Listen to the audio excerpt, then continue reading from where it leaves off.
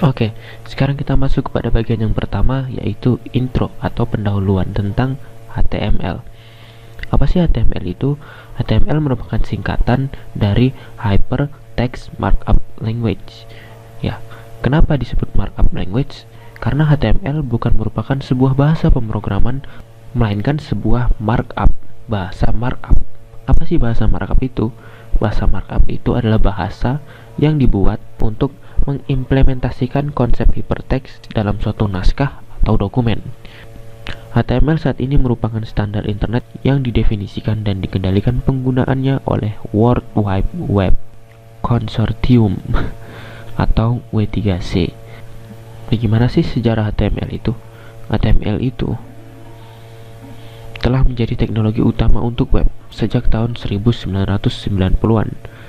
Tim Berners-Lee menciptakan HTML pada tahun 1989 sebagai cara sederhana namun efektif untuk mengkodekan dokumen elektronik. Bahkan tujuan awal dari web browser adalah untuk melayani pembaca untuk membuka dokumen berformat HTML.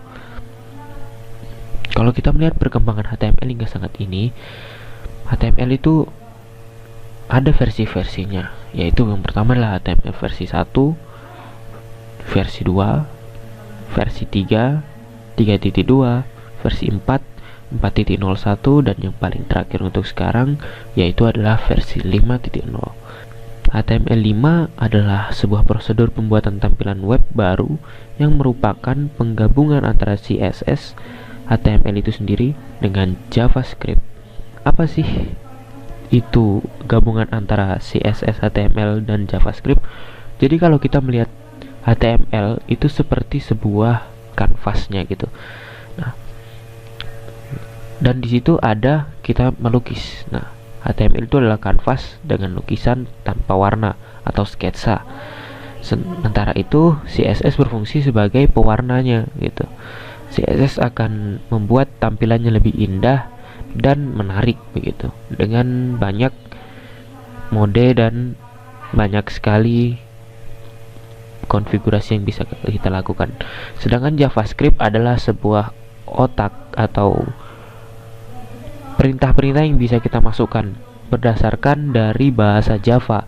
Nah, HTML memang bukan bahasa pemrograman, tetapi dengan penggabungannya terhadap JavaScript, maka di dalam HTML bisa jadi ada bahasa pemrograman.